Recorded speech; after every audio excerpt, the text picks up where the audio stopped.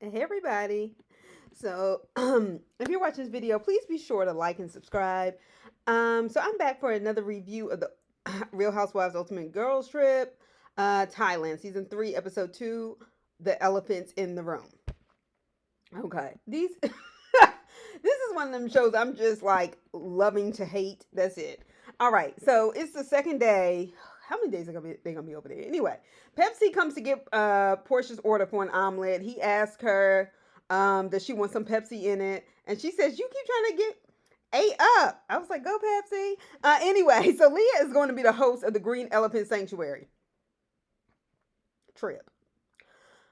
Pepsi is giving her the itinerary, telling her she is going to be the host. Wouldn't that make Pepsi the host?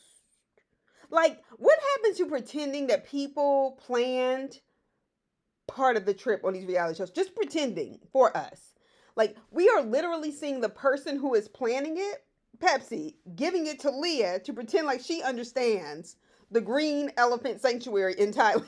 Like, what the hell? But okay, girl. I guess that's what you have to do to get your check. So elephants supposedly have healing powers. Marisol claims that because nobody tells her. Okay, every time we see Marisol, she's drinking. Okay, or looking for a drink. Marisol claims that because nobody tells her she has a drinking problem, she doesn't have one. She said because usually when you have one, somebody will tell you. That is the most frowsy logic I've ever heard of.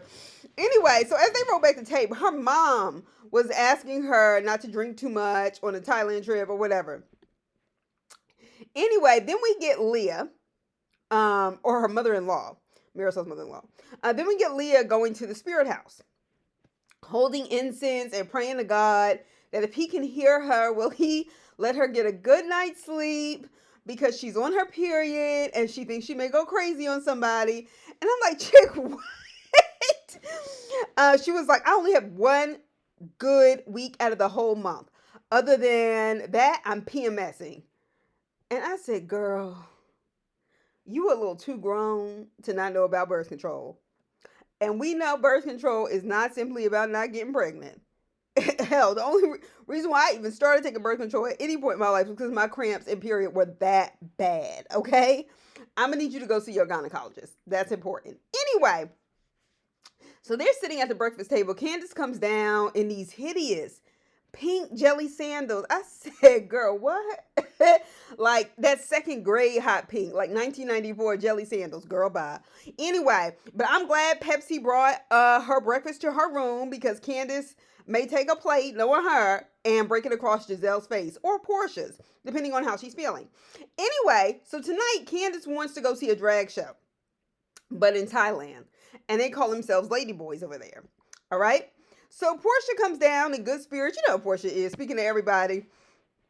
Then the camera turns to Candace, and she looks like she is still pouting because Portia tried to tell her something in a nice way the night before about the fact that I think you've just moved into a different place in your life and may understand more about, women who are trying to conceive, so on and so forth, and that, body shaming Ashley at the time. But she was not trying to hear that. I'm telling y'all. I keep trying to tell y'all, Candace cannot accept her just being wrong about something and letting it go. There's something to that. And it's all ties back to her relationship with her mother. Then she said when the season 5 fight happened with Monique, she wasn't surprised Portia sided with Monique. This is what Candace is saying. I said, what the fuck did I tell y'all from the gate? Candace has an inability or a refusal, okay, to engage with anybody who does not agree with her on the things she values. For example, her victimhood, okay? In a fight, she asked for, literally asked for. Like, I have no sympathy for you, Candace. You lack a serious level of self-awareness that you really need to grow up. You need to grow up. Okay. Portia said the only reason why they played it back. I don't remember seeing this. Portia said the only reason why Candace was suing Monique was to pay for her mom's house. I said, ouch, sting. Physical pain. I had never heard her say that before. But Monique said Candace's lawyer. Remember when they were talking about it on that reunion, season 5 reunion? And Monique said Candace's lawyer looked at them across the table and said, we're going to get millions from y'all. And y'all lost that case, Candace? And then Candace said Monique had a quack of a lawyer, and Andy's racist gaslighting ass looked at Monique and said, "It sounds like you got bad advice." How the hell she get bad advice and she won? That was one fucked up season. I'm sorry. So Candace, you have talked so much shit. You run your mouth, and that's fine. People can think, the kind of stuff that comes out your mouth is funny and, messed up and get off on it. But I need you to be able to take what you give. Okay, and you talk so much shit and unnecessary shit at that, then you get sensitive. That's why I don't like you and I don't respect you. Like, you act like a spoiled brat. You think you're supposed to be able to beat up on people as you please. When people give it back to you, you want to start crying.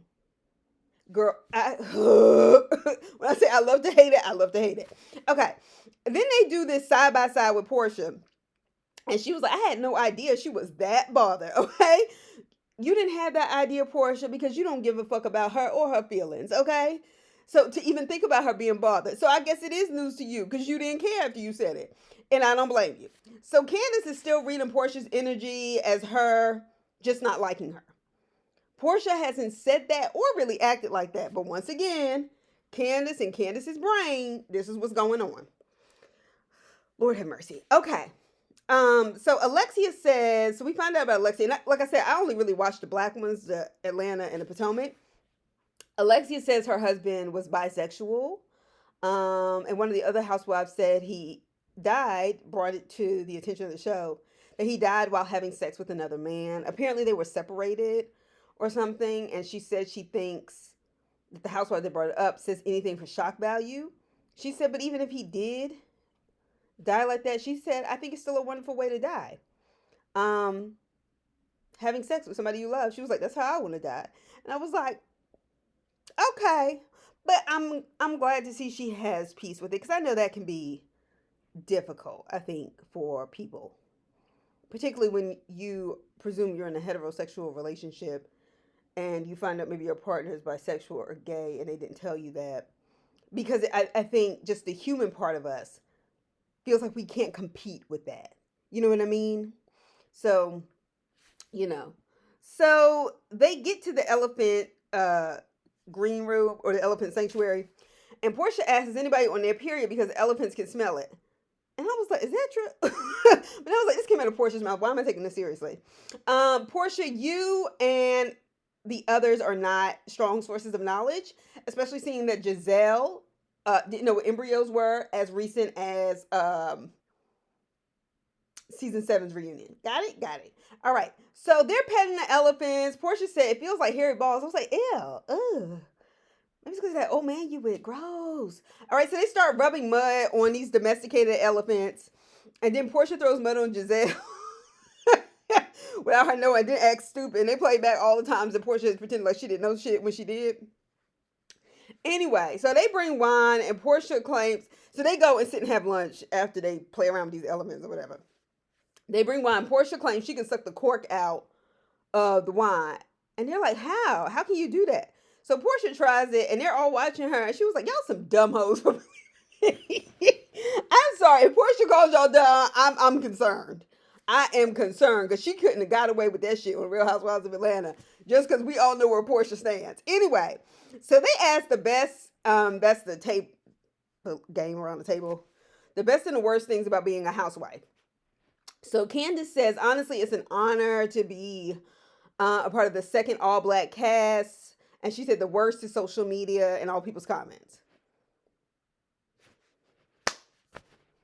You make a whole lot more on Bravo's Real Housewives than I make as a teacher, and I work a whole hell of a lot harder.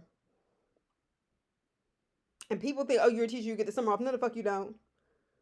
All you are doing is your work without the interruption of multiple children. That's it. You're still building curriculum. You're still changing things. Like, people think this job is easy. If it was so easy, trust me, people would not be leaving and more people would be signing up for it. Okay? Okay. Anyway, so Portia said she wanted, when she went on the Housewives show, she wanted to give herself raw. And this was like, I think the season she had just given birth to PJ. And she was in the midst of postpartum depression. And she said the only reason why I did that season was because of a producer. And she said her name was Joy. Told her, you know what? You don't have to. You don't have to do this season.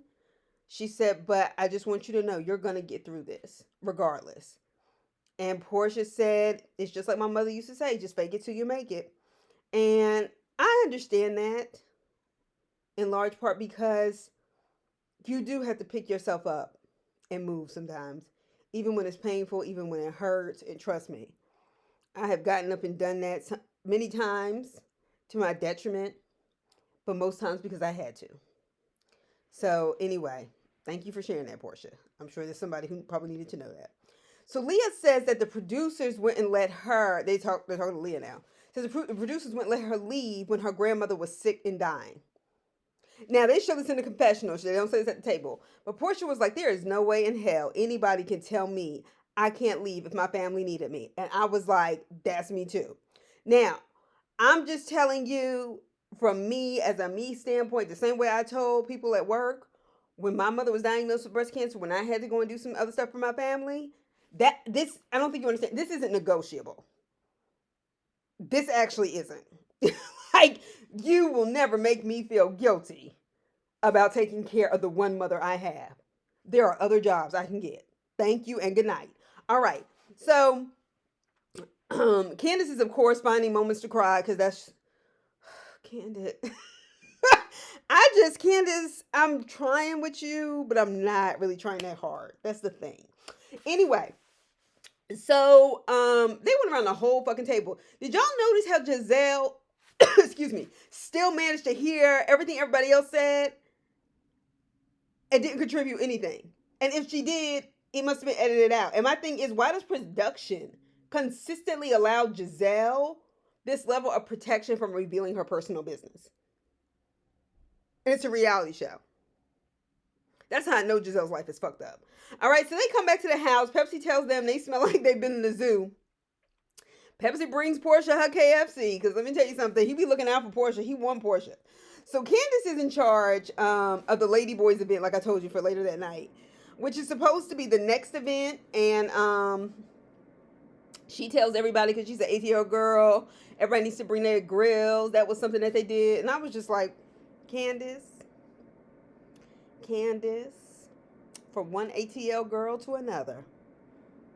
I know for a fact, just by the way you act and the way you behave and the way you brag about all the things that you come from,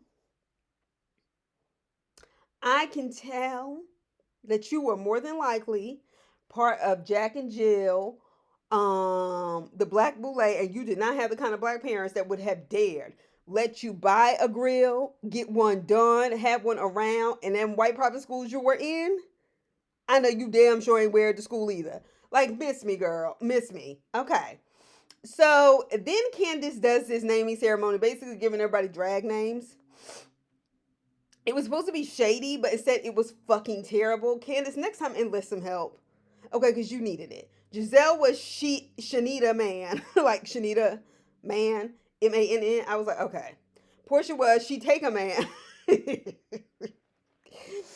And then Leah, who just converted to Judaism, her name was Judy. Like a regular name, then last name Ism. And I said, girl, bye. So Portia feels like she had the worst name of all, and she did. She was like, Candace has her nerve with her dollar store fans and her dollar store shade. I said, I can't. I can't. But okay. So then we go back down the rabbit hole. This is how I know Candace plans her reads, like on the Potomac show. Because here she had an opportunity to kind of go in on people. I was like, where is Nene Leakes when you need her? Because she could have done that without thinking. That's how I know, like, when Candace knows when the cameras are on, and Candace has mentally been preparing how she's going to hurt other people.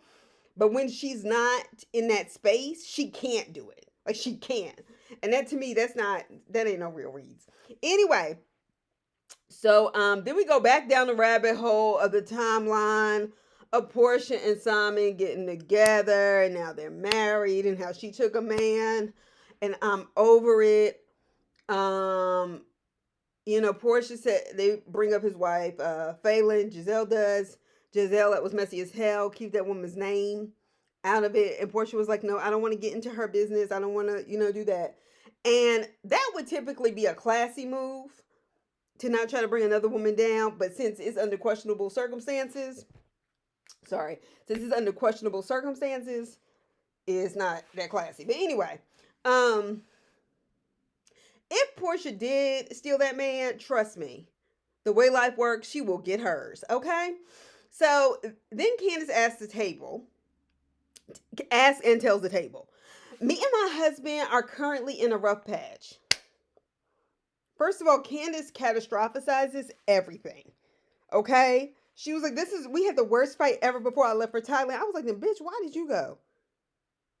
You know, he's a workaholic. He's been working his whole life. Then you should have been there to support him. You good? You got generational wealth? Like you tell us over and over again. You good? What you need to do this raggedy ass show for?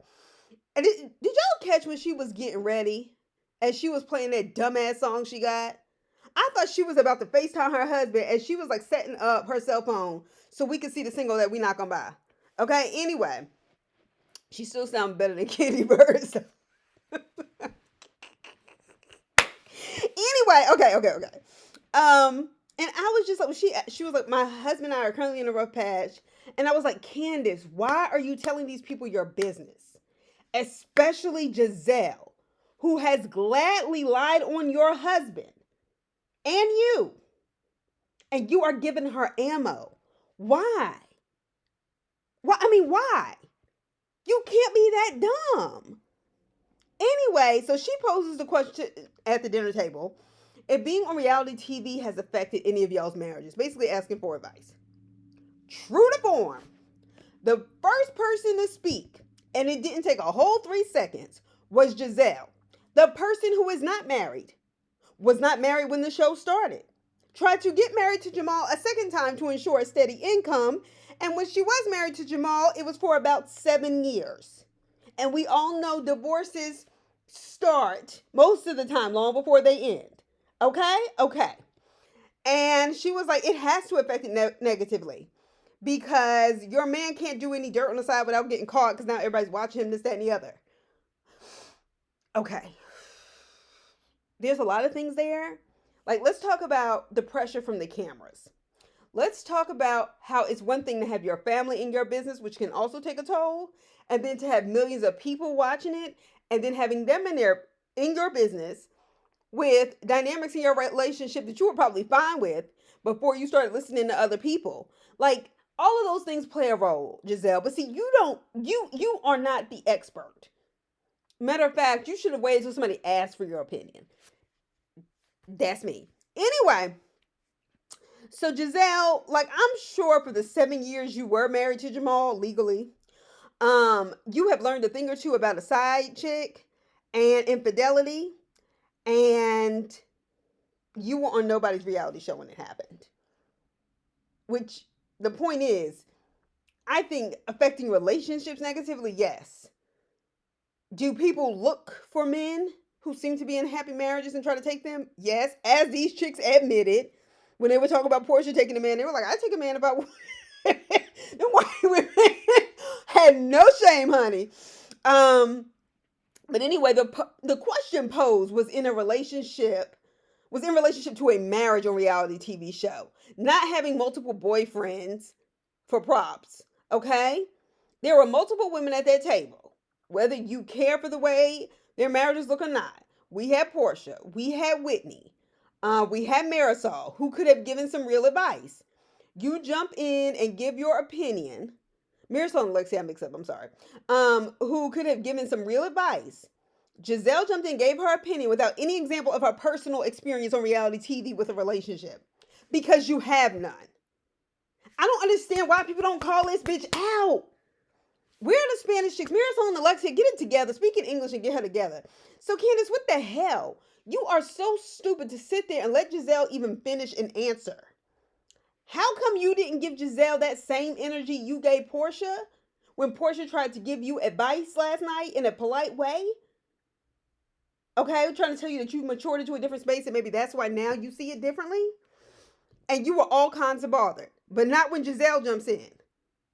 Okay, see my first review of episode 1. Candace got some issues. So then Leah and Alexia get into it because Leah's over there. Now, maybe she was still on her period. All right. Now that I'm thinking about it, but whatever. Says that she finds the story of Alexia finding out her husband was bisexual and in a gay relationship boring. She said it's a snooze fest. She started hearing about it.